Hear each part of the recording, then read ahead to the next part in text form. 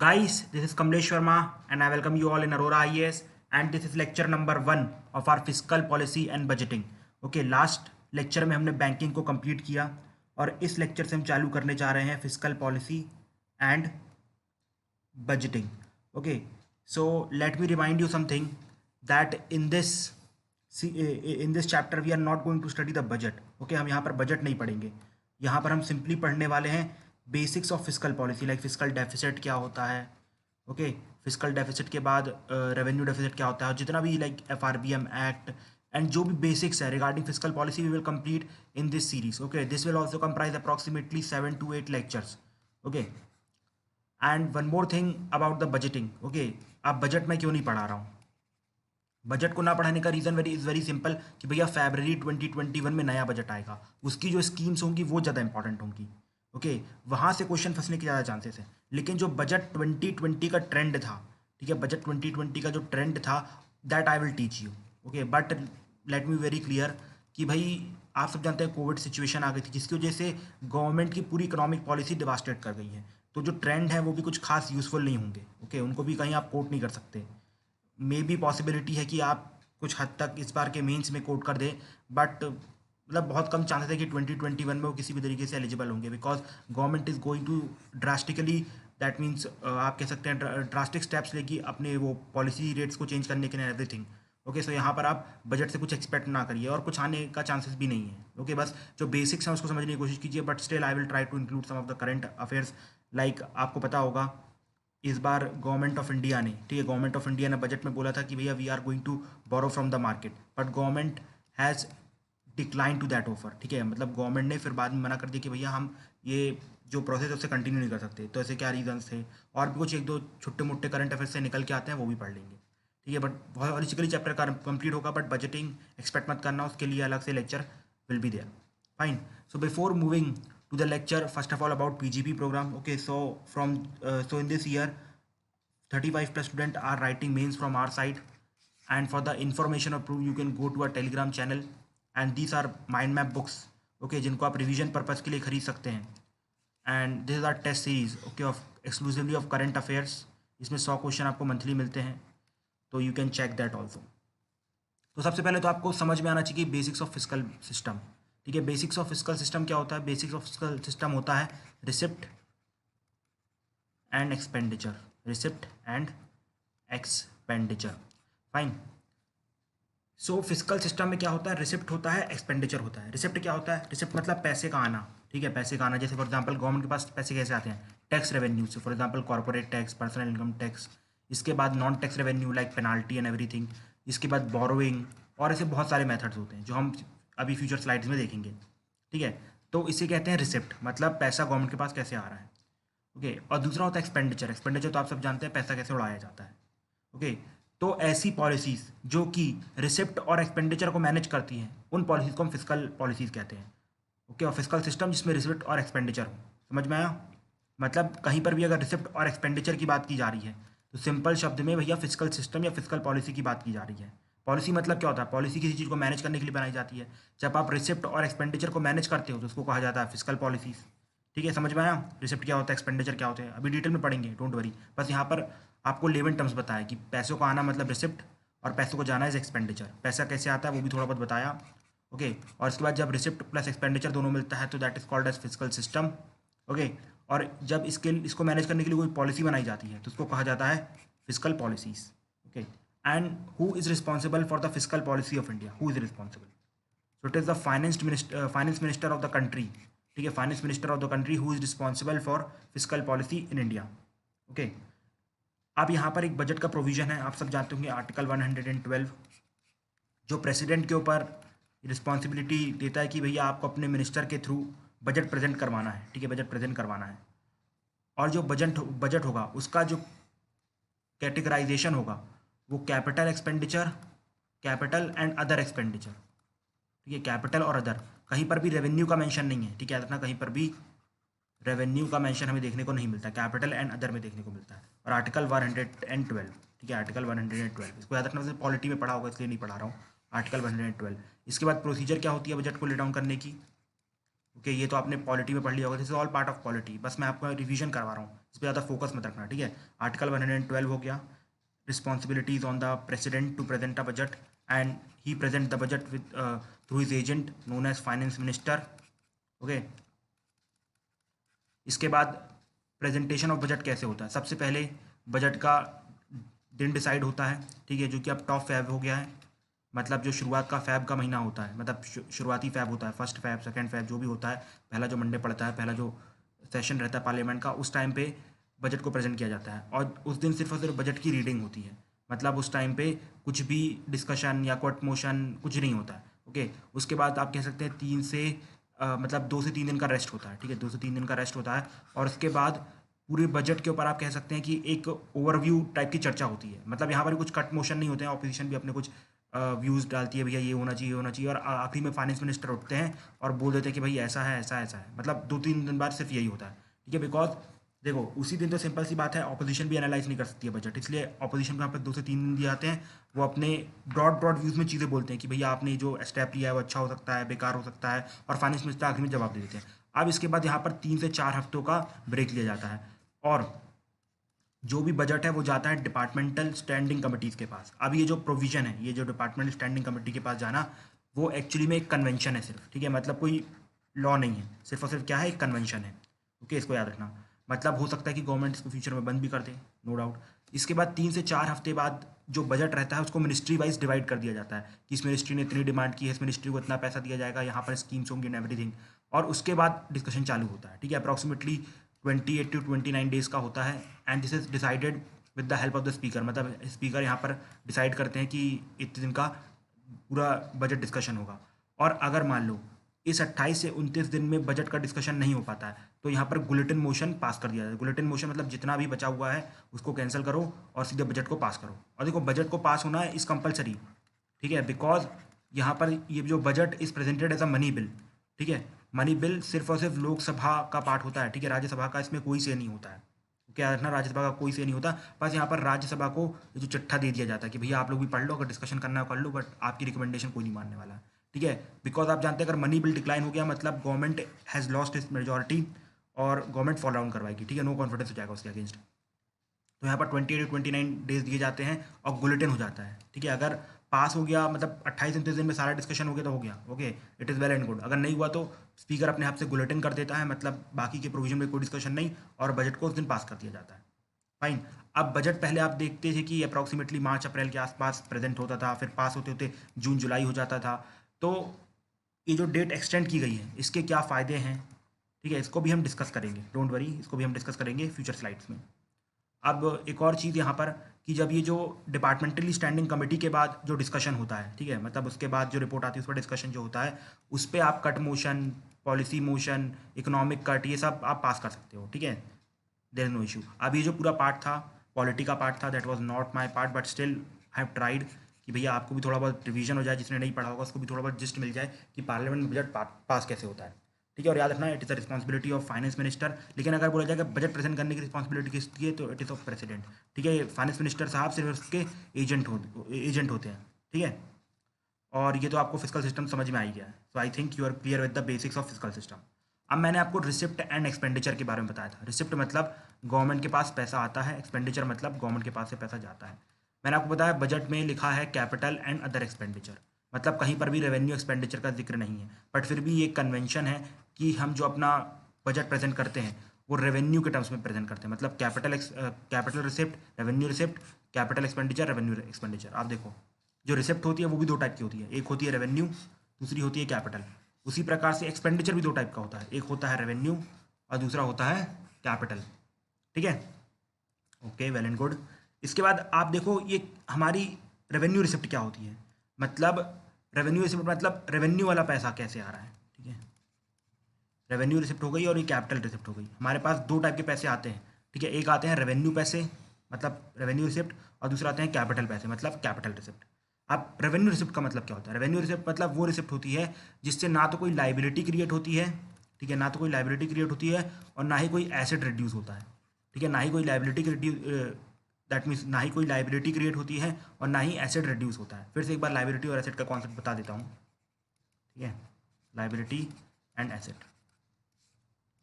देखो लाइबिलिटी वो होती है जो आपको रिटर्न करनी होती है, ठीक है। जैसे फॉर एग्जांपल आपने बैंक से 5 करोड़ का लोन लिया, तो you have to return that money, ठीक है। So that is called as your liability. मैं आपके टर्म्स बता रहा हूँ, ठीक है, एक इंडिविजुअल के लिए बता रहा हूँ। तो आपने बैंक से लोन लिया तो आपकी लाइबिलिटी बन जाती है, because you have to return that thing. अगर आपको कोई भी चीज़ रिटर्न करनी होती है तो वो आपकी लाइबिलिटी कहलाती है।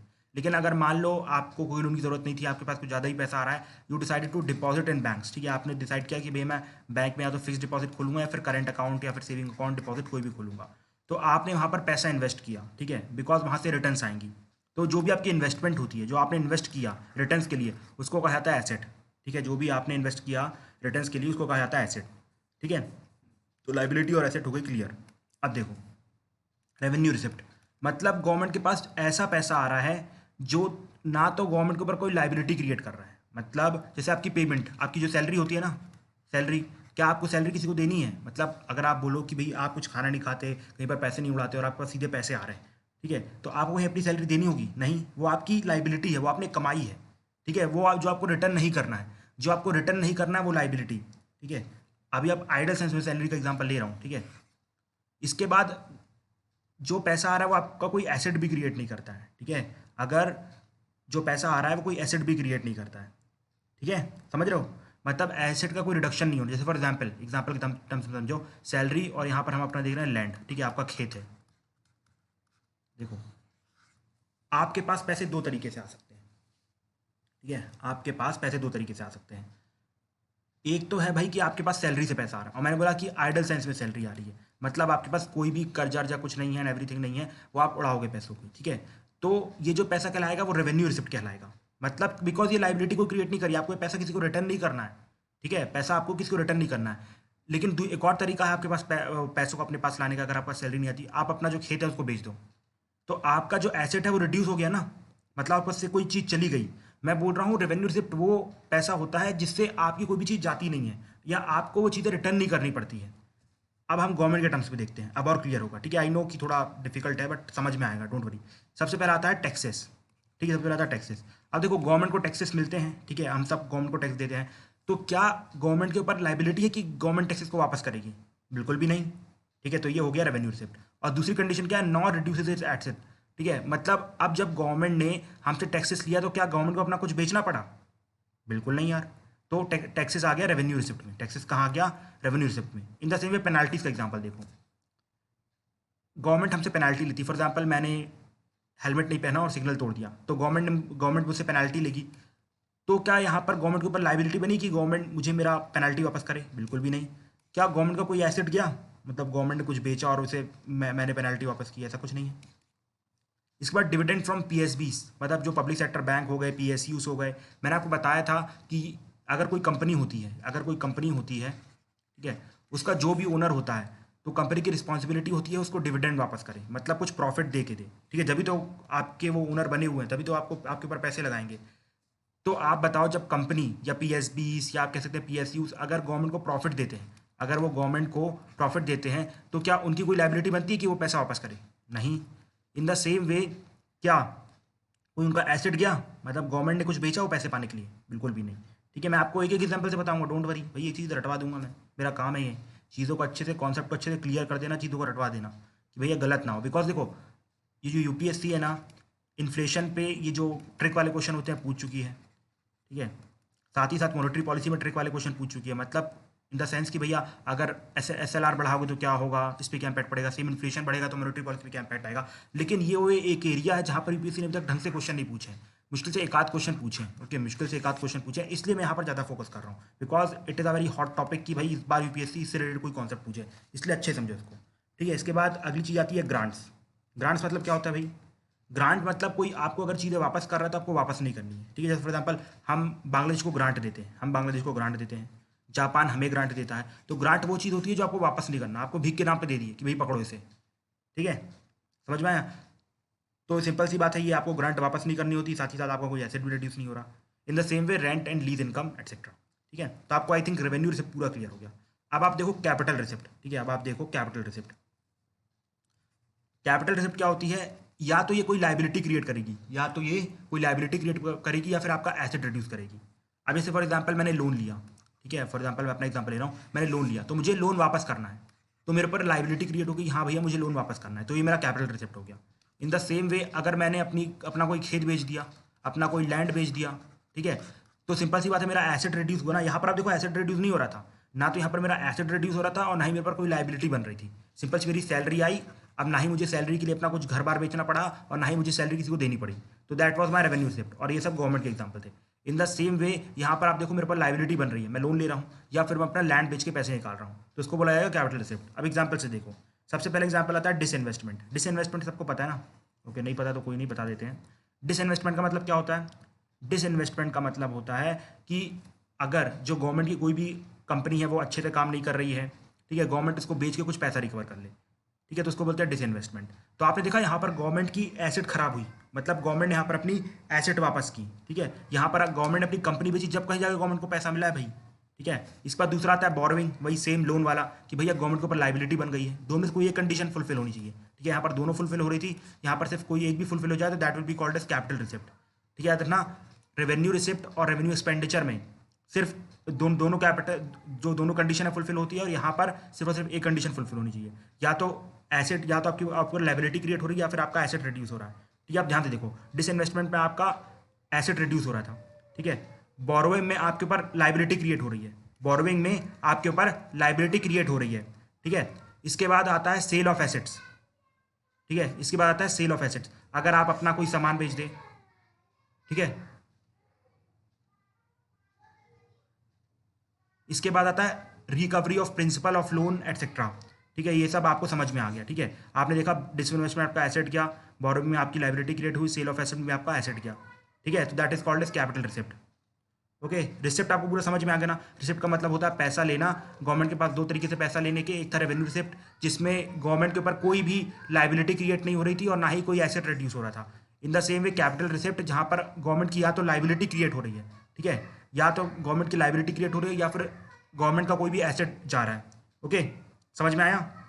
ओके, अब हम आते हैं अगले टॉपिक में, जिसका नाम है एक्सपेंडिचर, ठीक है, एक्सपेंडिचर। अभी एक्सपेंडिचर भी दो टाइप का होता है, एक होता है रेवेन्यू एक्सपेंडिचर, दूसरा होता है कैपिटल एक्सपेंडिचर। देखो, अगर जिसको भी पिछला टॉपिक समझ में आ गया, मतलब ये वाला रिसिप्ट वाला, revenue receipt and capital receipt, उसको ये टॉपिक बहुत ही आसानी समझ में आएगा। अगर आपको समझ में नहीं आया तो आई विल रिकमेंड कि आप वीडियो को रिवाइंड कर लें या फिर से देख लें, बट आई होप कि भैया इतने सारे एग्जाम्पल दिए, चीज़ें समझ में आ गई होगी। ओके, चलिए चालू करते हैं। तो रेवेन्यू रेवेन्यू एक्सपेंडिचर में क्या होता है कि यहाँ पर गवर्नमेंट एक्सपेंडिचर कर रही है, ठीक है। अब जब आप एक्सपेंडिचर करते हो तो आप एक्सपेक्ट करते हो आपको कुछ ना कुछ मिले, तो ऐसी चीज़ जिससे गवर्नमेंट को कोई भी एसेट नहीं मिलता है, तो उसको बोलते हैं रेवेन्यू एक्सपेंडिचर, ठीक है, उसको बोलते हैं रेवेन्यू एक्सपेंडिचर। समझ में आया? मैं चीज़ें वापस कर रहा हूँ लेकिन मुझे कुछ भी एसेट नहीं मिल रहा है। अब एग्जाम्पल समझो, अब जो भी पैसे जो सेंट्रल गवर्नमेंट होती है स्टेट्स को ग्रांट के तौर पे देती है, स्टेट्स को ग्रांट के तौर पे देती है, तो उससे सेंट्रल गवर्नमेंट को कोई फायदा हो रहा है? बिल्कुल भी नहीं, उसका कोई एसेट क्रिएट नहीं हो रहा। दूसरा एग्जांपल देखो, जो गवर्नमेंट ने पहले लोन लिए थे उसकी इंटरेस्ट पेमेंट कर रही है, तो क्या गवर्नमेंट को कोई फायदा हो रहा है, कोई एसेट बन रहा है? नहीं जी, बिल्कुल भी नहीं। ये डिफेंस का थोड़ा डाउटेड है, मतलब नॉट डाउटेड, इसका जो अलग कॉन्सेप्ट है, ठीक है, इसमें दो दो चीज़ें आती हैं। एक तो डिफेंस का कैपिटल क्रिएशन आता है, ठीक है, डिफेंस का कैपिटल क्रिएशन, लाइक आप एसेट्स खरीद रहे हो बाहर से या फिर एसेट क्रिएशन कर रहे हो, जो भी अपनी missiles and everything which comes, ठीक है। और दूसरा होता है पेंशन एंड सब्सिडीज, ठीक है, पेंशन एंड सब्सिडीज। अब ये तो भैया आपके लिए कोई भी एसेट क्रिएशन नहीं करी ना, आप किसी को पेंशन दे रहे हो या डिफेंस में सब्सिडीज दे रही हो, तो आपको कोई फायदा हो रहा है? ये बिल्कुल भी नहीं हो रहा है, ठीक है। लेकिन यहाँ पर एसिड क्रिएशन हो रहा है, आपके पास मिसाइल्स बन रही है, तो ये दोनों में आता है, ये रेवेन्यू में भी आता है, कैपिटल में भी आता है। इसका केस स्पेशल है, ठीक है, इसको स्टार मार्क करके रखना। वैसे यूपीएससी इस केस को नहीं पूछेगा, don't worry, I know that, fine. इसके बाद हम आते हैं सब्सिडीज़ में। सब्सिडीज़ क्या होती हैं? जैसे आपको एलपीजी सब्सिडी मिलती है, ठीक है, गवर्नमेंट को लगता है कि चीज़ें महंगी है तो उस पर गवर्नमेंट अपनी तरफ से कुछ पैसे देती है, तो क्या गवर्नमेंट को कोई फ़ायदा हो रहा है? नहीं, सिर्फ आपका फ़ायदा हो रहा है। सैलरीज जो गवर्नमेंट आपको देती है, नहीं, गवर्नमेंट को कोई भी एसेट क्रिएट नहीं हो रहा है। इसके बाद जो मेंटेनेंस कॉस्ट देती है, इसके बाद लॉ एंड ऑर्डर और पब्लिक सेक्टर में, पब्लिक ऑर्डर में जो भी खर्चा होता है गवर्नमेंट का, वेलफेयर स्कीम्स लाइक पीएम किसान, गवर्नमेंट 6,000 रुपये आपको दे रही है, तो कुछ फ़ायदा हो रहा है? नहीं। देखो, आप इनडायरेक्टली बोल रहे हो फायदे बहुत सारे होते हैं, ठीक है, इनडायरेक्टली आप बोल सकते हो कि फायदे बहुत सारे होते हैं, बट डायरेक्ट तरीके में कोई फायदा नहीं होता है, ठीक है। मैं डायरेक्ट फायदे की यहाँ पर बात कर रहा हूँ, just a second, there is some noise.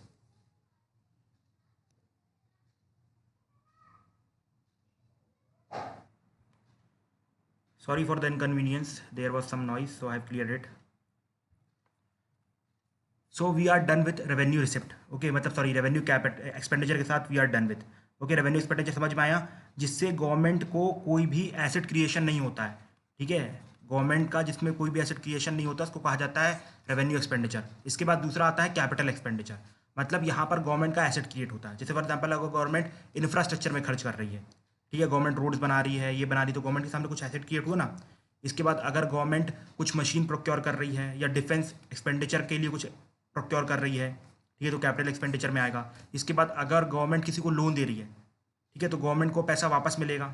ठीक है, दैट इज गवर्नमेंट का कुछ एसेट हो रहा है ना. देखो मैंने आपको बताया था लोन जो होता है एसेट होता है, गवर्नमेंट वहाँ से रिटर्न एक्सपेक्ट कर रही है, तो यहाँ पर रिटर्न एक्सपेक्ट हुआ ना कि एसेट बना, यहाँ पर भी आपका एसेट बन के तैयार हुआ. अब यहाँ पर आपको रिटर्न मिलेंगे. ठीक है, गवर्नमेंट को यहाँ पर लोन देने में रिटर्न मिलेंगे. जैसे फॉर एग्जाम्पल जो सेंट्रल गवर्नमेंट है स्टेट गवर्नमेंट को लोन देती है, तो स्टेट गवर्नमेंट लोन को वापस करते हैं, तो उसका फायदा होता है ना, रिटर्न के साथ पैसा वापस मिलता है. ठीक है, ओके, समझ में आ गया. तो अब एक बार फिर से रिवाइज करवा देता हूँ. देखो गवर्नमेंट के पास दो चीज़ें, मतलब पैसा कहाँ से आता है, जिसको पैसा कहाँ से आता है उसको बोला जाता है रिसिप्ट. इसके बाद पैसा कहाँ खर्च करेगी उसको बोला जाता है एक्सपेंडिचर. अब जो रिसिप्ट होती है दो टाइप की होती है, एक होती है रेवेन्यू रिसिप्ट, दूसरी होती है कैपिटल रिसिप्ट. रेवेन्यू रिसिप्ट क्या होती है, रेवेन्यू रिसिप्ट वो रिसिप्ट होती है, ठीक है, रेवेन्यू रिसिप्ट वो रिसिप्ट होती है जिसमें ना तो गवर्नमेंट के ऊपर कोई लाइबिलिटी आती है, ना तो गवर्नमेंट के ऊपर कोई लाइबिलिटी आती है और ना ही गवर्नमेंट कोई एसेट क्रिएट कर पाती है. ठीक है, ना तो गवर्नमेंट पर कोई लाइबिलिटी आती है, ना ही गवर्नमेंट कोई एसेट क्रिएट कर पाती है. For example taxes, for example सबसे बेस्ट एग्जाम्पल है टैक्सेस. ओके, इसके बाद आता है कैपिटल रिसिप्ट. ठीक है, दूसरा क्या आता है कैपिटल रिसिप्ट.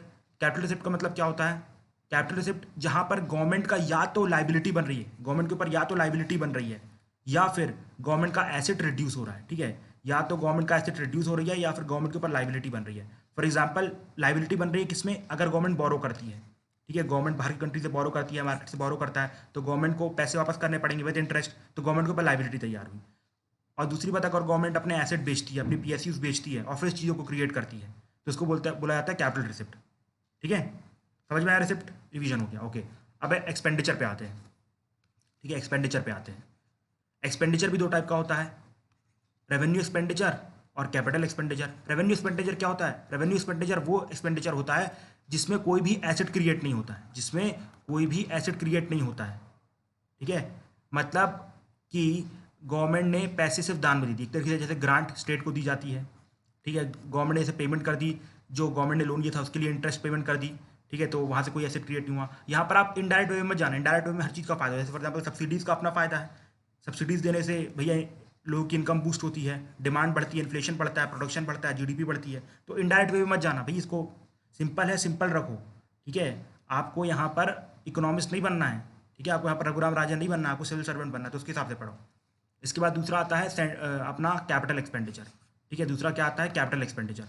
कैपिटल एक्सपेंडिचर में क्या होता है कि भैया यहाँ पर गवर्नमेंट का एसेट क्रिएट होता है या गवर्नमेंट किसी के ऊपर, मतलब गवर्नमेंट को लाइबिलिटी का कोई पैसा वापस मिलने वाला है, गवर्नमेंट को रिटर्न मिलने वाले हैं. फॉर एग्जाम्पल इंफ्रास्ट्रक्चर, गवर्नमेंट ने इंफ्रा पे खर्चा किया तो गवर्नमेंट को रोड बन के तैयार हो गई. अगर गवर्नमेंट ने किसी को लोन दिया तो गवर्नमेंट को कोई रिटर्न वापस करेगा. ठीक है, समझ में आया. अब एक चीज़ आप और नोटिस करो, रेवेन्यू रिसिप्ट, रेवेन्यू एक्सपेंडिचर. ठीक है, revenue receipt, revenue expenditure. Revenue receipt में क्या होता है, ना तो लाइबिलिटी बनती है, ठीक है, और ना ही एसेट रिड्यूस होता है. यहाँ पर भी देखो गवर्नमेंट को यहाँ पर कोई एसेट भी क्रिएट नहीं होता है. ठीक है, गवर्नमेंट का कोई भी एसेट क्रिएट नहीं हो रहा है. समझ में आ रहा है. अब यहाँ कैपिटल देखो, या तो लाइबिलिटी बन रही है गवर्नमेंट के ऊपर या फिर उसका एसेट खत्म हो रहा है. अब यहाँ पर भी गवर्नमेंट को कोई एसेट बन रहा है या गवर्नमेंट किसी के ऊपर लाइबिलिटी बन रही है. देख लो बिल्कुल दोनों एक दूसरे को उल्टा है. ठीक है, यहाँ पर ना तो यहाँ तो लाइबिलिटी बन रही, ना यहाँ पर एसेट बन रहा है. सेम यहाँ पर भी ऐसे ही है. अब कैपिटल में बिल्कुल उसका उल्टा हो रहा है. ठीक है, तो ये चीज़ें नोटिस की आपने, आई थिंक नोटिस की. ओके, अगर समझ में नहीं आया तो you can ask in the comment section, but I think you have understood the concept of receipt and expenditure. ठीक है, आप सबको इसमें काफ़ी कन्फ्यूजन रहती होगी कि भैया कैपिटल रिसिप्ट क्या है, कैपिटल एक्सपेंडिचर क्या है, रेवेन्यू रिसिप्ट क्या है, रेवेन्यू एक्सपेंडिचर क्या है. तो I think now you are clear with it. ठीक है, इतने सारे एग्जाम्पल दे दिए हैं, इसको समझना, रटना नहीं. ठीक है, जैसे समझा उस तरीके समझ के दिमाग में रखना, और थोड़ा सा बेसिक्स बताया जो भी था फिजिकल सिस्टम का. ओके, सो आज के लेक्चर में इतना ही रहने देते हैं. अब मिलेंगे अगले लेक्चर में with lecture number 2. So till that time, thank you and have a nice day friends, and sorry for today's disruption because child were playing outside.